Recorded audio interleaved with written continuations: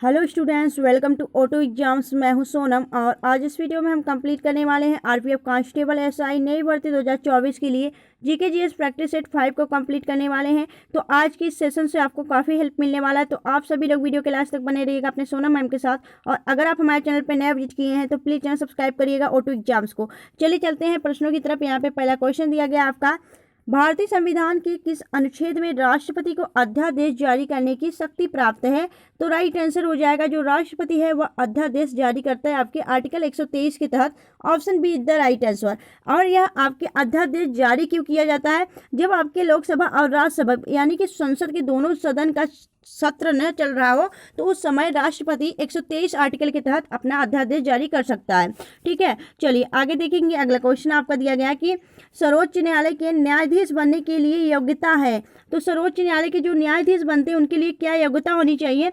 क्या वह भारत का नागरिक हो, उच्च न्यायालय अथवा 2 या 2 से अधिक न्यायालयों में लगातार कम से कम 5 वर्ष तक न्यायाधीश रह चुका हो, या राष्ट्रपति की दृष्टि में वह कानून का उच्च कोटि का ज्ञाता हो। यह बताइए इसमें से कौन सा राइट आंसर हो जाएगा? तो यहाँ पे आपका उपयुक्त सभी राइट आंसर हो जाएगा। यह सभी आपकी योग्यता होनी चाहिए सर्वोच्च न्यायालय के न्यायाधीश के पास। ठीक है, चलिए आगे देखेंगे। अगला क्वेश्चन आपका दिया गया, राज्य की कार्यपालिका का प्रमुख कौन होता है?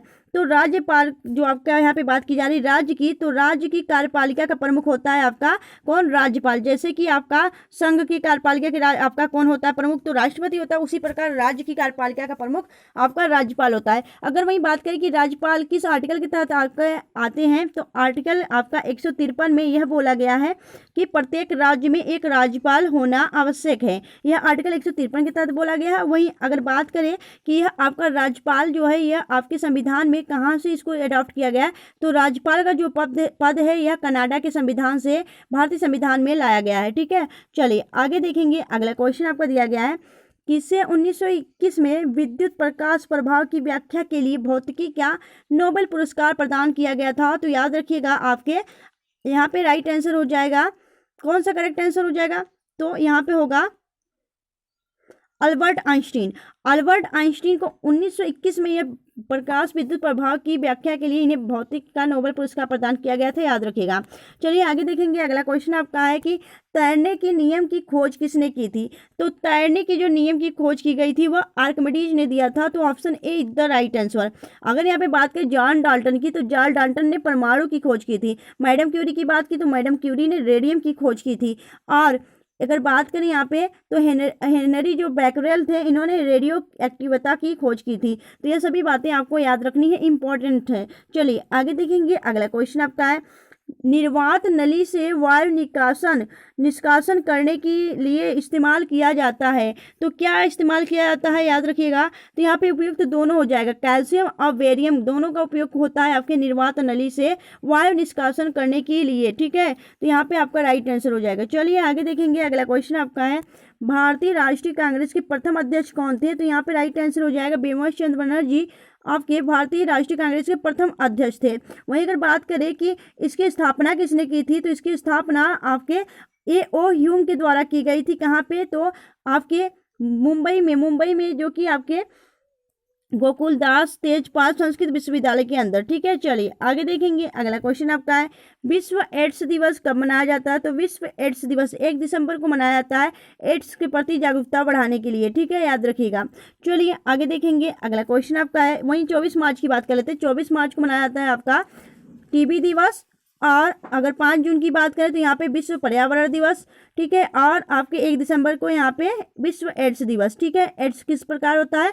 तो HIV संक्रमित जो HIV वायरस होता है उसके कारण आपका एड्स होता है। ठीक है, चलिए आगे देखेंगे। अगला क्वेश्चन आपका है कि सहेलियों की बाड़ी कहाँ स्थित है? तो सहेलियों की बाड़ी की बात करें तो यह आपके उदयपुर राजस्थान के अंदर स्थित है। उदयपुर आपका राइट आंसर हो जाएगा। ठीक है, जैसे आपके यहाँ पे तो सहेलियों की बाड़ी काफ़ी फेमस है, तो यहाँ पे आपका यह उदयपुर में स्थित है, याद रखिएगा। चलिए आगे देखेंगे। अगला क्वेश्चन आपका है कि केंद्रीय खाद्य प्रौद्योगिकी अनुसंधान संस्थान कहाँ स्थित है? तो यहाँ पे राइट आंसर हो जाएगा, यह तो आपके मैसूर में स्थित है। मैसूर कर्नाटक में स्थित है आपके केंद्रीय खाद्य प्रौद्योगिकी अनुसंधान संस्थान। नेक्स्ट देखेंगे। अगला क्वेश्चन आपका है, अमजद अली खान और अली अकबर खान किस वाद्य यंत्र से संबंधित हैं? तो याद रखिएगा यह दोनों आपके सरोद वादक हो जाते हैं, अमजद अली खान और अली अकबर खान। ठीक है, सरोद वादक हैं। चलिए आगे देखेंगे, अगला क्वेश्चन आपका दिया गया है, निम्नलिखित में से किसकी पूजा हड़प्पा संस्कृति में नहीं होती थी? तो याद रखिएगा यहाँ पे विष्णु आपका राइट आंसर हो जाएगा। विष्णु की पूजा आपके हड़प्पा संस्कृति में नहीं होती थी, बाकी शिव और मातृ देवी और पीपल की पूजा होती थी। चलिए आगे देखेंगे, अगला क्वेश्चन आपका है कि भारत में निम्नलिखित में से केंद्र शासित प्रदेशों में से कौन से केंद्र शासित प्रदेश की दृष्टि सबसे क्षेत्रफल की दृष्टि से सबसे छोटा है? तो याद रखिएगा क्षेत्रफल की दृष्टि से अगर बात की जाए सबसे आपका छोटा कौन सा हो जाएगा? तो यहाँ पे हो जाएगा आपका लक्षद्वीप। लक्षद्वीप या सबसे छोटा आपका केंद्र शासित प्रदेश हो जाता है आपके क्षेत्रफल की दृष्टि से। वहीं अगर राज्य की बात करें तो क्षेत्रफल की दृष्टि से राजस्थान सबसे बड़ा राज्य हो जाता है, और सबसे छोटा की बात की जाए तो गोवा यह सबसे क्षेत्रफल की दृष्टि से सबसे कम आपका छोटा राज्य हो जाता है। वहीं सबसे छोटा आपकी यूटी की बात करें तो लक्षद्वीप हो जाता है। ठीक है, और लक्षद्वीप की बात करें, अगर बात करें सबसे क्षेत्रफल की दृष्टि से सबसे बड़ा कौन सा आपका केंद्र शासित प्रदेश हो जाता है? तो याद रखिएगा यहाँ पे आपका हो जाएगा कौन सा? तो यहाँ पे आपका, ठीक है, तो यहाँ पे आपका अगर बड़ा की बात करें तो लद्दाख हो जाता है आपका सबसे बड़ा आपका केंद्र शासित प्रदेश। ठीक है, अगर वहीं बात करें कि छोटा की तो आपका का लक्षद्वीप हो जाएगा। चलिए आगे देखेंगे, अगला क्वेश्चन आपका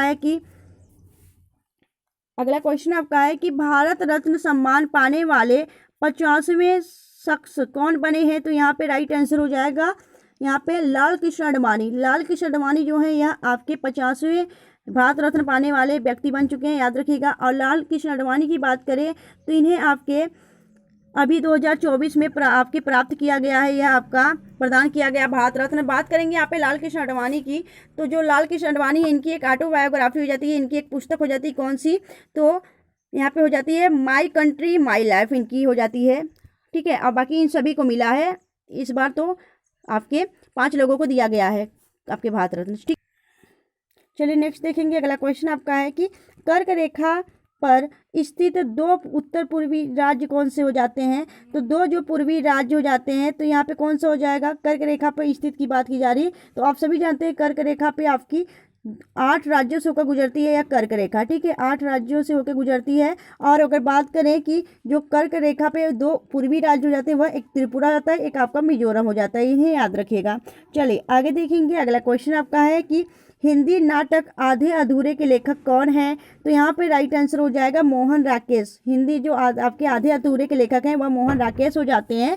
वहीं अगर बात करें कि मोहन राकेश की और भी 2 रचनाएं हो जाती हैं, जैसे कि आषाढ़ के एक दिन और लहरों के राजहंस। ठीक है, तो यहाँ पे option see the right answer.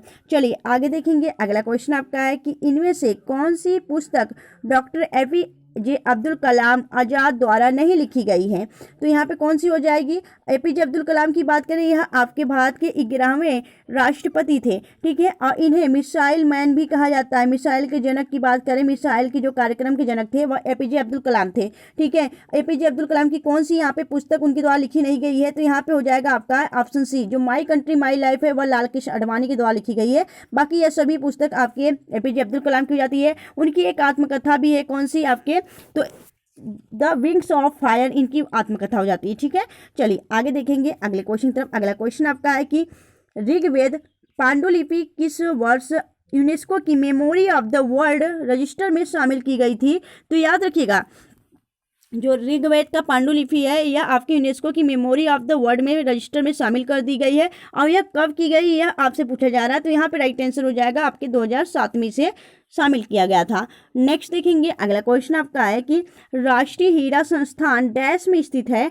तो राइट आंसर हो जाएगा यह आपके गुजरात के सूरत में स्थित है आपका राष्ट्रीय हीरा संस्थान। और यहीं पे अगर बात करें तो सबसे बड़ी, दुनिया की सबसे बड़ी जो आपकी ऑफिस बिल्डिंग है वह कहाँ पे बनी है? वह आपके यहीं पे सूरत डायमंड बोर्स है, जो कि आपके भारत के यहाँ पे सूरत में स्थित है, सूरत डायमंड बोर्स। और इससे पहले आपका पेंटागन हुआ करता था जो कि अमेरिका में स्थित है, लेकिन अब उसे पछाड़कर आपका भारत इस मामले में टॉप पे हो गया है। ठीक है, चलिए आगे देखेंगे, अगला क्वेश्चन आपका है कि निम्नलिखित में से कौन सा राज्य भारत में सबसे अधिक कच्चे रेशम का उत्पादन करता है? तो राइट आंसर हो जाएगा यहाँ पे Karnataka. Karnataka is the right answer. ठीक है, चलिए आगे देखेंगे, अगला क्वेश्चन आपका है कि विश्व की पहली हाइड्रोजन से चलने वाली ट्रेन किस देश में चलाई गई है? तो राइट आंसर हो जाएगा यह जर्मनी में चलाई गई है।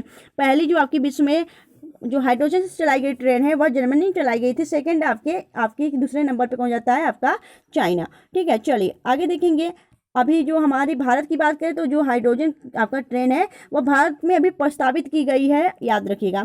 चलिए आगे देखेंगे अगला क्वेश्चन आपका कि विश्व का सबसे पुराना रेलवे स्टेशन कौन सा हो जाता है, लिवरपूल हो जाता है, जो कि आपके कहाँ पे, इंग्लैंड में स्थित हो जाता है। यह विश्व का सबसे पुराना रेलवे स्टेशन है। नेक्स्ट देखेंगे अगला क्वेश्चन आपका है कि भारतीय रेलवे का शुभांकर क्या है, तो यहाँ पे याद रखिएगा भोलू हाथी को बनाया गया है भारतीय रेलवे का अस्थायी शुभांकर। आपने देखा होगा कहीं भी जो आपके टिकट घर होता है वहाँ पे ये छपे होते हैं भोलू हाथी, तो इन्हें याद रखिएगा, ये आपके भारतीय रेलवे के अस्थायी शुभांकर हैं। ठीक है, चलिए आगे देखेंगे। अगला क्वेश्चन आपका है कि भारत की पहली महिला रेल मंत्री कौन थी, तो याद रखिएगा जो भारत की पहली महिला रेल मंत्री है वह वर्तमान में पश्चिम बंगाल की मुख्यमंत्री है, तो ममता बनर्जी आपका राइट आंसर हो जाएगा। यह वर्तमान में आपकी वेस्ट बंगाल की क्या है, वर्तमान में मुख्यमंत्री है वहाँ की। चलिए आगे देखेंगे। अगला क्वेश्चन आपका है आधुनिक आवर्त सारणी में कितने तत्व हैं, तो याद रखिएगा 118 तत्व हैं आपके आधुनिक आवर्त सारणी में। ठीक है, चलिए आगे देखेंगे। अगला अगला क्वेश्चन आपका है कि किस शहर में भारत का पहला जियोलॉजिकल पार्क स्थापित किया जाएगा, तो याद रखिएगा जबलपुर मध्य प्रदेश में स्थापित किया जाएगा। और यह जो आपका जबलपुर है ना, वह मध्य प्रदेश का यहीं पे हाई कोर्ट स्थित है आपके जबलपुर में। वैसे तो इसकी राजधानी क्या हो जाती है, आपकी भोपाल हो जाती है। चलिए आगे देखेंगे। अगला क्वेश्चन आपका है कि निम्नलिखित में से कौन सा मामला फौजदारी कानून का मामला नहीं है, तो याद रखिएगा आपका यहाँ पे तलाक की बात की जाए तो हाँ, यहाँ पे तलाक की बात की जाए तो यह आपके दीवानी मामला या आपके फौजदारी का मामला नहीं है। तो यहाँ पे अगर बात करें तो यह सभी आपके फौजदारी के अंदर आते हैं। ठीक है, चलिए आगे देखेंगे। अगला क्वेश्चन आपका है कि प्रसिद्ध संगीतकार उस्ताद सुल्तान खान का संबंध किस वाद्य यंत्र से है, तो यहाँ पे राइट आंसर हो जाएगा यह प्रसिद्ध क्या हो जाते हैं आपके, तो यह आपके सारंगी वादक हो जाते हैं सुल्तान खान। ठीक है, तो सारंगी आपका राइट आंसर हो जाएगा, ऑप्शन बी। नेक्स्ट देखेंगे। अगला क्वेश्चन आपका है कि निम्नलिखित में से कौन सी नदी 2 बार भूमध्य रेखा को पार करती है, तो यहाँ पे राइट आंसर हो जाएगा आपका कौन सा, तो करेक्ट आंसर हो जाएगा यहाँ पे जायरा नदी। जायरा नदी जो है यह भूमध्य रेखा को 2 बार पार करती है। वहीं लिम्पोपो नदी मकर रेखा को 2 बार काटती है। और अगर बात की माही नदी को, तो माही नदी कर्क रेखा को 2 बार काटती है। ठीक है, याद रखिएगा। आगे देखेंगे। अगला क्वेश्चन आपका है कि हाल ही में आई फोर्ब्स के रिपोर्ट्स के अनुसार दुनिया की सबसे मजबूत करेंसी कौन सी है, तो राइट आंसर हो जाएगा कुवैती दिनार। यह आपकी सबसे मजबूत करेंसी बन चुकी है, तो यहाँ पे option A is the right answer. ठीक है दोस्तों, तो मिलेंगे आपसे नेक्स्ट वीडियो में ऐसी बेस्ट कंटेंट के साथ। तब तक के लिए bye bye and thanks for watching, keep smiling.